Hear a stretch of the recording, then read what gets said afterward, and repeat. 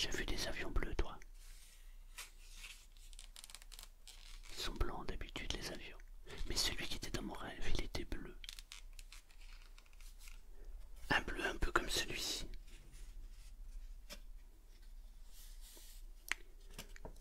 Il fallait que j'embarque dans l'avion. Mais je savais pas où j'allais atterrir.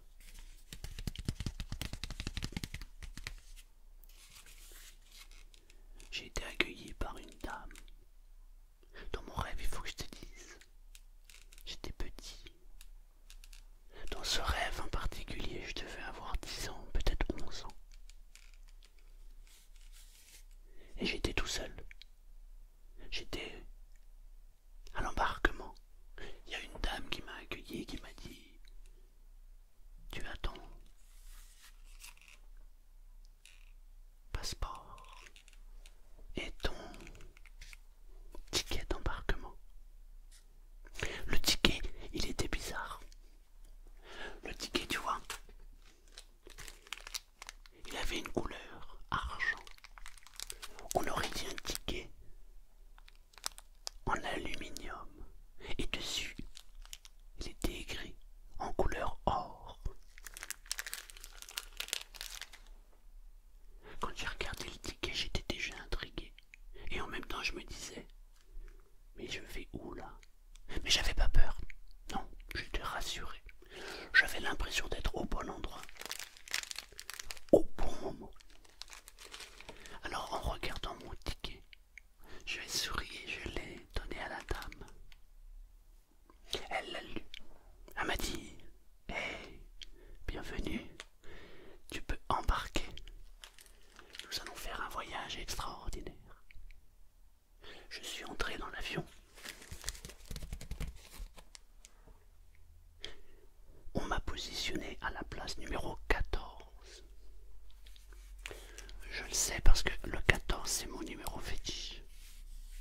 Alors je m'assois à la place numéro 14.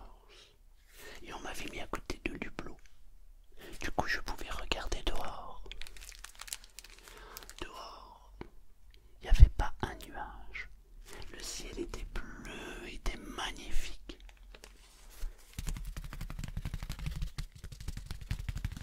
C'était la première fois que j'entrais dans un avion. En plus, j'étais tout seul. Une fois que je regarde dehors, je me tourne et je regarde qui est avec moi dans cet avion. Là, je commençais un petit peu à paniquer. J'étais tout seul, il y avait que moi. La dame qui avait pris mon ticket, à un moment, elle passe à côté de moi et je lui dis: madame, madame, pourquoi je suis tout seul? Elle m'a fait un grand sourire, elle m'a dit: tu préférerais être accompagné? J'ai haussé les épaules. Elle m'a dit: regarde. J'ai regardé à l'extérieur. Et maintenant elle me dit: regarde par ici. Je tourne la tête. Oh, l'avion était complet. Il y avait des enfants partout, il y avait des adultes, il y avait des gens. Tout le monde souriait. Et du coup j'étais content. J'étais seul. Et là d'un coup, je me retrouve accompagné de plein d'amis, de collègues. C'était des visages familiers. J'avais l'impression de les connaître. Et en même temps, j'avais pas l'impression de savoir qui étaient ces gens. Mais j'étais heureux. Ça, je le sais parce que je le ressentais à l'intérieur de moi. À côté de moi, il y avait une fille. Alors je lui dis: tu vas où, toi? Et elle se met un grand sourire sur le visage. Elle me dit: bah, au pays du voyage. Mais c'est quoi le pays du voyage?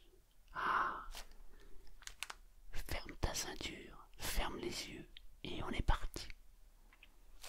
Alors machinalement, je ferme la ceinture, je ferme les yeux.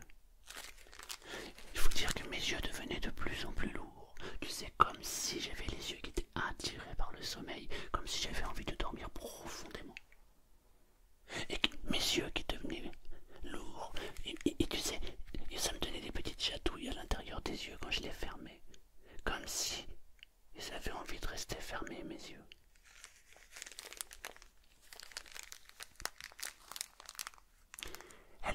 sais, tu peux faire un voyage uniquement en ayant les yeux fermés et en te laissant guider et en te laissant aller par les sons. Alors je lui dis, mais à quoi bon monter dans un avion si je peux voyager uniquement en fermant les yeux? Elle me dit, c'est ça le but. C'est de te faire croire que tu peux voyager sans voyager, mais en fermant les yeux, en sentant la lourdeur dans les yeux et en te laissant guider. Tu peux juste imaginer un monde merveilleux. Alors je ferme les yeux et là le voyage commence. J'entendais des sons un peu étonnants.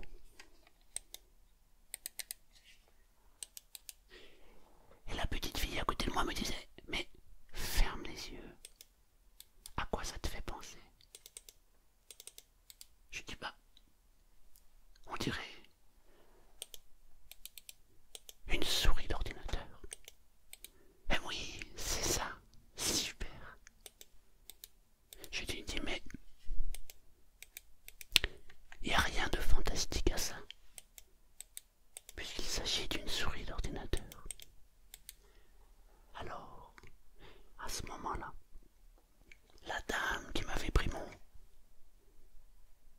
carnet d'embarquement me dit, ce qui compte, ce n'est pas le bruit. Ce qui compte, c'est ton imagination. Tu fermes les yeux. Tu laisses le son. Et tu laisses ton imagination. Tu laisses ton esprit juste s'évader. Il y a des gens qui vont pouvoir imaginer le fait qu'ils sont au bureau. Il y a d'autres personnes qui vont imaginer qu'ils sont devant leur cours, devant leur devoir, et du coup, la souris va voyager en même temps qu'elle avance et qu'elle progresse dans le devoir, comme si tout devenait facile, comme si tout était limpide.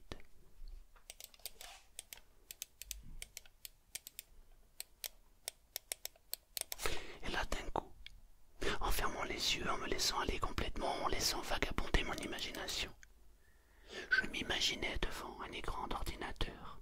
Et devant cet écran d'ordinateur, à chaque fois que j'entendais le clic, je voyais une nouvelle image arriver. Parfois je voyais une voiture, je pouvais même l'entendre.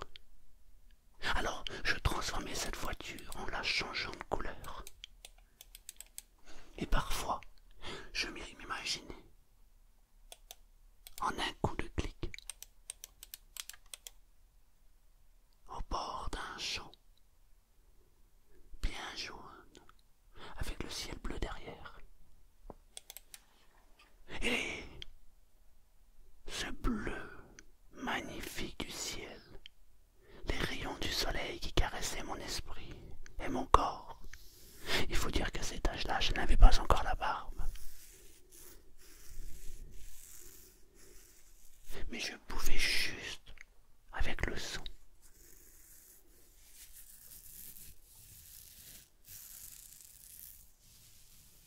et en fermant les yeux, imaginer un endroit magnifique, un endroit merveilleux, un endroit où je me sentais merveilleusement bien, comme si j'étais au bon endroit, au bon moment. Mais tu sais, elle me dit, il suffit de changer de bruit, changer de son pour changer d'atmosphère. Alors, elle demanda un verre. Mais dans ce verre, il ne restait que le fond.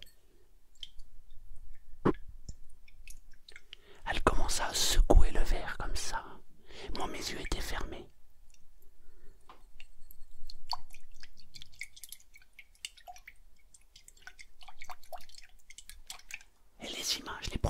elle commençait à venir à mon esprit. Elle me dit, ferme les yeux, complètement.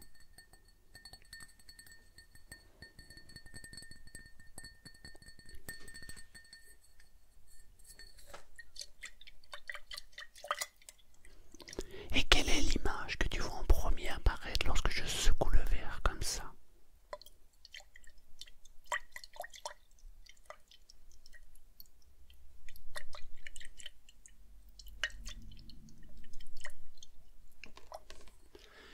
Eh bien, j'ai l'impression d'entendre l'eau, mais l'eau qui scintille tout doucement et qui claque sur un rocher, mais j'en suis pas sûr. Alors elle me dit, si tu n'en es pas sûr, c'est que tu n'es pas assez concentré. Alors ferme les yeux. T'es prêt? Je lui dis oui.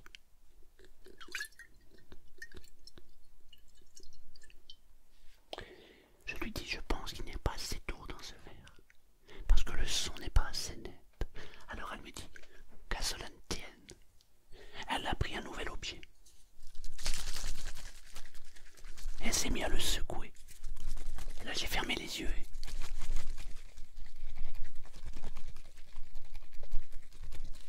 Je lui dis, j'entends bien du liquide, mais ça me fait pas quelque chose de net. Elle sourit, puis elle me dit, mais tu me fatigues. Fais un effort. Alors, toujours avec les yeux fermés.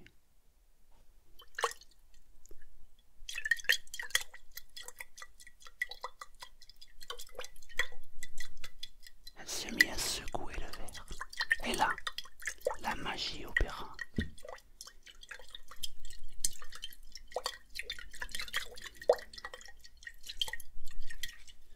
Instantanément, j'étais transporté. Je me suis retrouvé sur une île. Les yeux étaient toujours fermés, le soleil brillait. Le soleil effleurait ma peau. Oh, j'avais un sentiment de bien-être qui commençait à s'imprégner.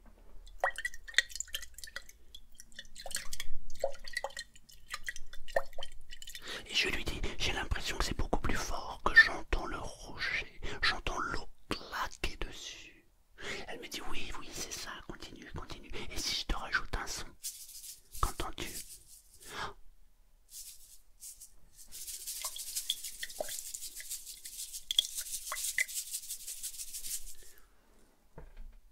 Waouh, j'avais l'impression d'entendre un bruit d'oiseau, peut-être une cigale au loin. Peut-être un son mystérieux. Ça me rappelait simplement mes vacances. Je te rappelle que dans ce rêve j'étais petit. Je devais 10 ans, peut-être 11 ans. Et à cet âge-là, on a l'imagination débordante. Il n'y a pas de limite. Je lui dis, mais je ne perçois plus l'eau. Alors elle se remit à jouer.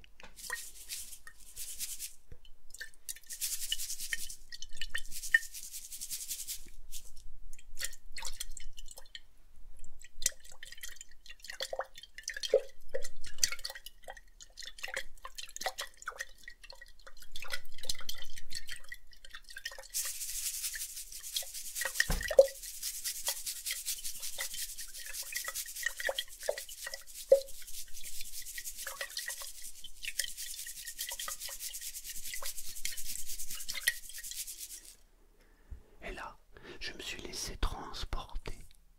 C'était un moment magique. Un moment extraordinaire. J'étais sur une île déserte. Je pouvais voir au loin la vie qui bougeait, la vie qui s'activait. Mais j'étais moi tout seul ici, à ce moment précis. J'avais envie de rien. Je goûtais juste à cet instant, à ce moment présent. Et à ce moment-là, elle me dit, prends le verre et plonge ton doigt dedans. Alors, moi, comme depuis le début j'écoutais ce qu'elle me disait, j'ai fermé les yeux et j'ai plongé mon doigt dans le verre. Délicatement, elle a pris mon deuxième doigt et elle l'a plongé dans l'eau. Et au bout de 2 minutes, peut-être 3 minutes, je fus réveillé. Je venais de faire pipi au lit à cause de ce verre d'eau. Et je me suis réveillé. Mon rêve était terminé. Morale de l'histoire. Ne jamais laisser un verre d'eau à côté de la table de nuit.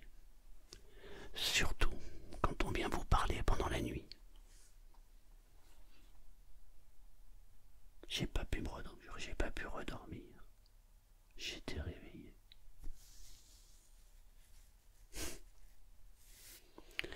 Si tu savais comme je me suis fait disputer au réveil, maman n'était pas contente. J'avais encore fait pipi au lit. Mais là j'avais une excuse, c'était pas de ma faute. C'était de la faute de la petite fille.